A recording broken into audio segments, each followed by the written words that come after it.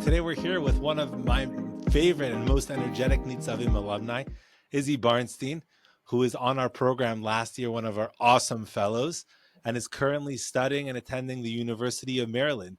Izzy, it's really nice to have you. How you doing? I'm doing great, Rabbi. It's a pleasure to be here. Thank you for the wonderful introduction, and I'm looking forward to this episode, so let's do it.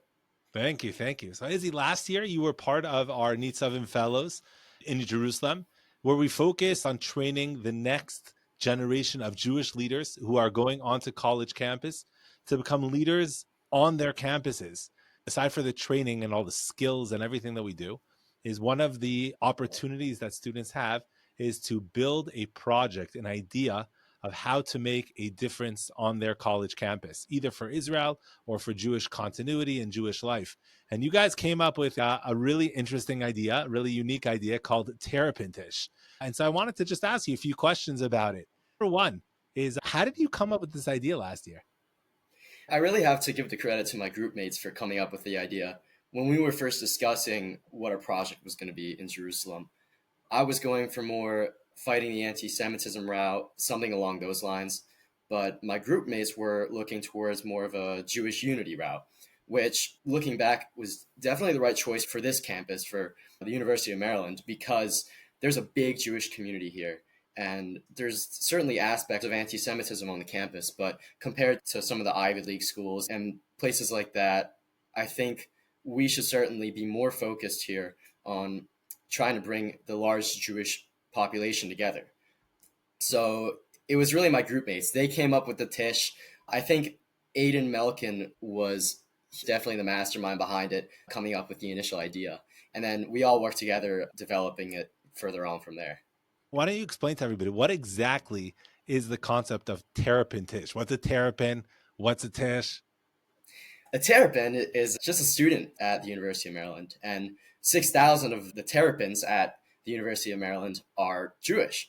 And that's a big population of Jews. When you look in a lecture hall, 1 out of 5 people in the lecture hall, the odds are they're Jewish. We've got a lot to work with. The religious community itself is also pretty large. But when you think about it, it's only around 13% of all the Jews that are at the University of Maryland. What is Terrapin Tisch? It's essentially it's a small festive gathering with food and drinks and songs and simple Devar Torahs to try and bring these less affiliated Jews closer to the Jewish community. And one of the more specific ways we try to do it is we try to get around 50% religious students at the Tisch and then 50% less affiliated. Like bridging the gap, making friends, getting other people. It's Exactly. all about friends. It's all about friends and food. So you have friends and That's food, get people together, and then that's a winning potion. totally. And free food is always a big eye catcher for college students. And we're really focused on, during the Tisches themselves, are just talking face to face, being personable, and trying to get to know each other, because that's really the best way, I think, to bring people together. Izzy, who wouldn't want to meet you and be your friend? It's like a very simple. But going back, how do you even find these people? How do you recruit people to come to a Tisch? Good food, friends, but it doesn't just happen like in a vacuum. So one of the first ways we got people together, and something we really utilized, was something called Fresh Fest. And Fresh Fest, it's done through the Hillel at Maryland, but it's basically an early move-in for Jewish students. And it's like a 3-day program where you go to DC for some time and there's stuff to do on Shabbat. But there was a lot of people there. I don't remember the exact number, but it was definitely more than just the religious community. It was a lot of Jews. So during that period, me and my group mates reached out, really tried to meet people who were less affiliated, and we got their numbers and we got their contacts. You make it sound so simple. Was that uncomfortable to just go meet people? Were people nervous and did not want to give you their numbers? What was it like? I think there's always an aspect of nervousness to it. That's just how it is with social gatherings. People also want to make friends, right? Of course. So it's not too awkward, right? Yeah. People are there to meet people. And that's why we were there too. We met people. That's what we did. Was it hard to go out of your comfort zone and try to do that? It might differ for each person in the Tisch group. I feel like personally, I'm pretty solid at trying to get out of my comfort zone and trying to meet people that maybe I wouldn't initially think of walking up to at first. There's some anxiety, but overall, you just got to do what you can. So you went over to people, introduced yourself, made friends with people, say, hey, I'm Izzy, shook your hair, made some friends with them, and then ultimately started inviting them to Tish's. That was like the next step.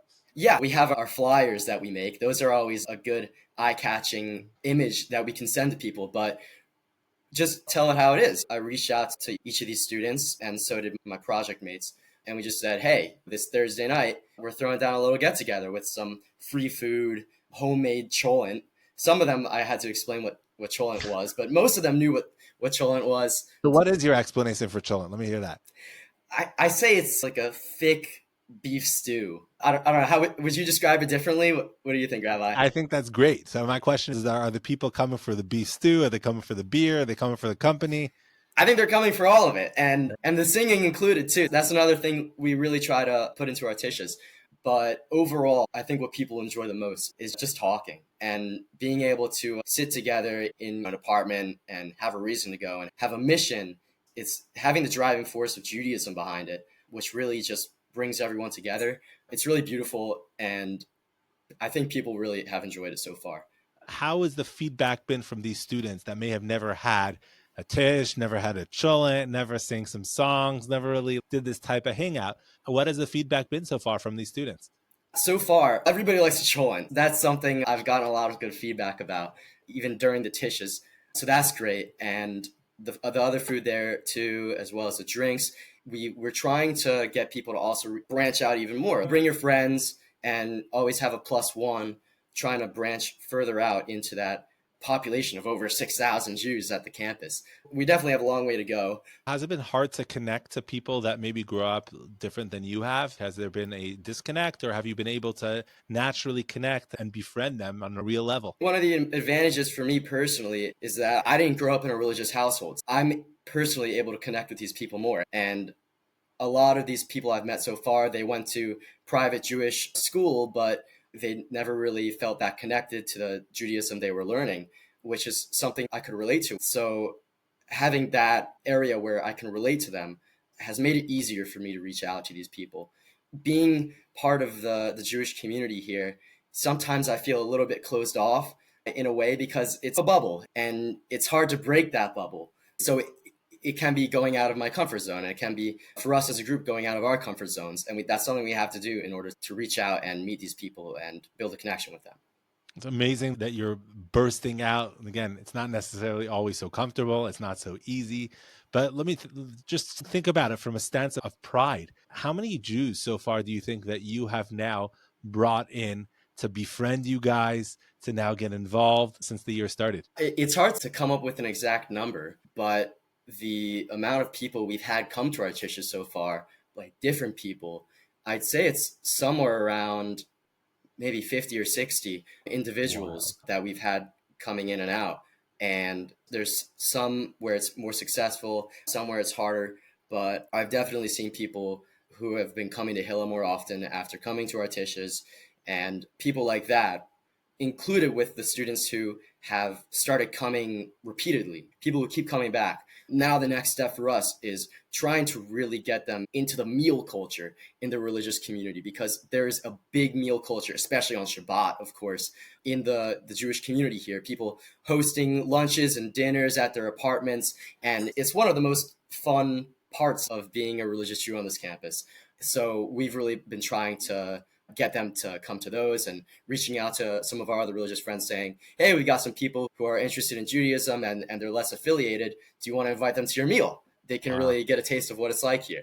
So 50 to 60 people that really were not involved and are now involved at Maryland, Israel, and Jewish life because of you and your project. I'm sure you feel a tremendous sense of pride, no? Of course, I definitely do. But even within those 60, the rough estimate, there's people who I haven't seen since our tishes and that we're trying to get to come back to our tishes. And that can hurt your pride as well, to be thinking this is such a great event we're having here.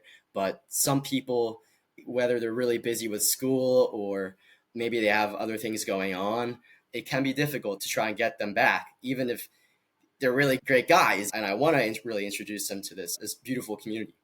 It's an amazing lesson there. First of all, in terms of whenever you're doing something good in the startup world, There are bumps along the way. And to think that you had 60 people and some of them are not coming back, but to really focus on the positive, the unbelievable successes that you had, and to realize there's going to be bumps along the way. Now, whenever you try to do something good, don't expect it to go smooth sailing. And what you guys have been doing is really unbelievable. And that leads me to my next question. Most people, even if they get to the point like you, that they come up with an idea and they really want to jump into it and they're very excited about it, but there's always a fear of what's going to happen. Is it really going to work? Are people going to come? Should I launch it? It's not the right time. School's starting. I haven't met the right people. How are you guys able to overcome this and just jump into it and launch? Because launching is the hardest thing and just getting it going. Yeah, I would say, especially during this semester of college with the Jewish holidays. The Jewish holidays is a very busy time at secular college for religious students because people are very busy with work. If I were to tell these students any advice, I'd say if you're gonna do a project, something like we're doing, then really try to kick it off as soon as you can, because before you know it, the holidays will be coming up and everybody's going to be busy and there's going to be a lot of work and exams that you have to make up and things like that. Now we're at a point in the semester where finals are coming up, because you have to think about it for yourself personally, but also the people you're trying to get to come. We've had a lot of people who have given us maybes. Maybe I might come, but I have a lot of work, or I have an exam coming up later this week.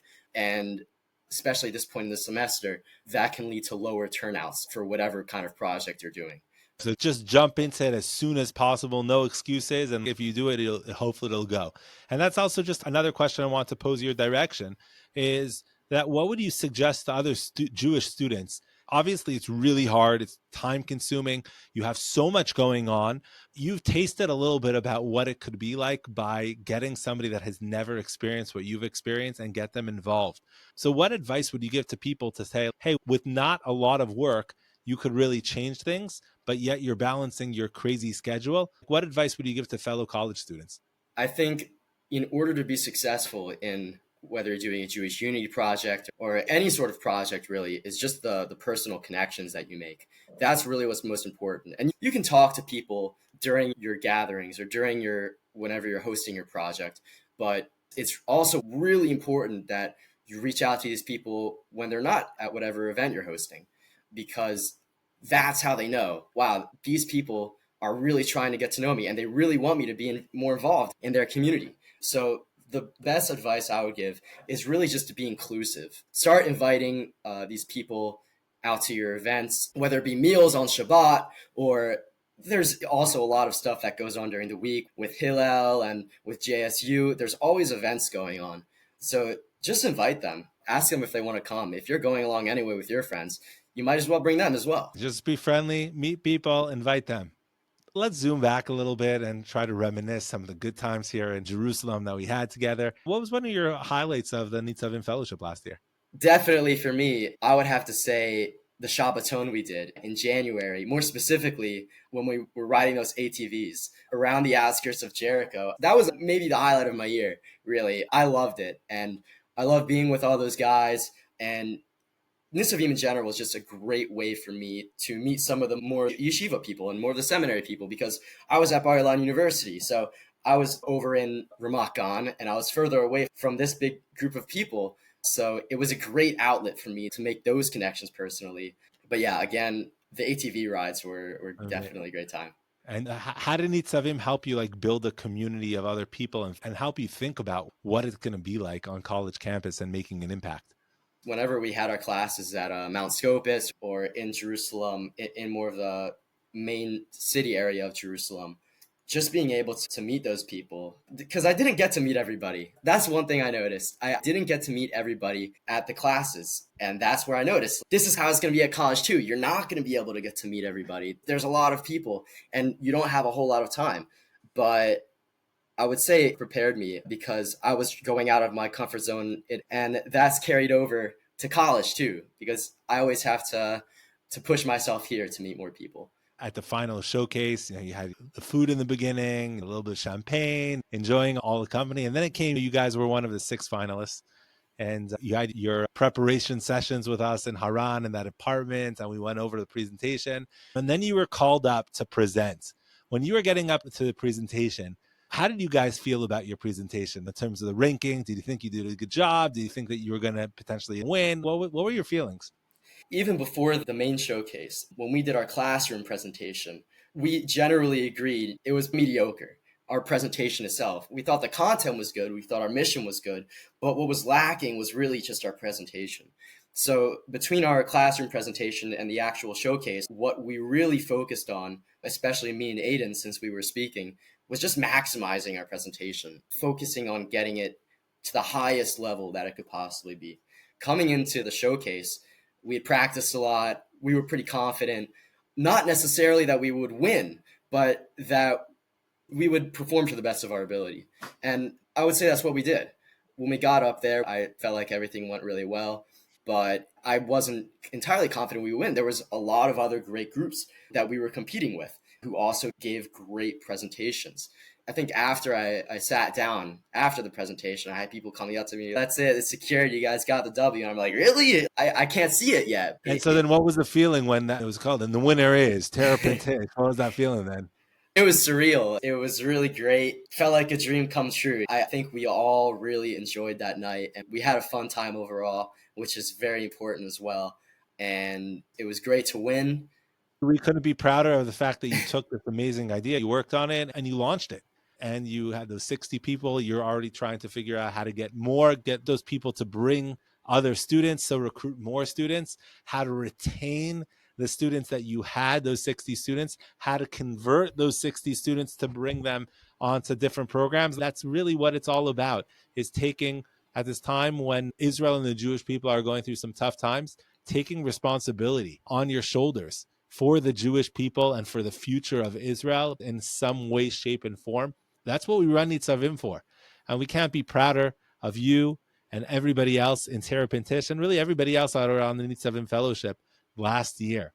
Just one other thing, since you guys were so successful with the project and getting things going, and you have this desire to build and build and build more, if you could bottle up that experience that you've gone through from being on Nitzavim to now taking it to fruition and moving it forward, what's one parting message that you would like to give to your Nitzavim fellows from your year? And also, we just started again with 100 students this year. We're building it out to almost 1,000 students this coming year.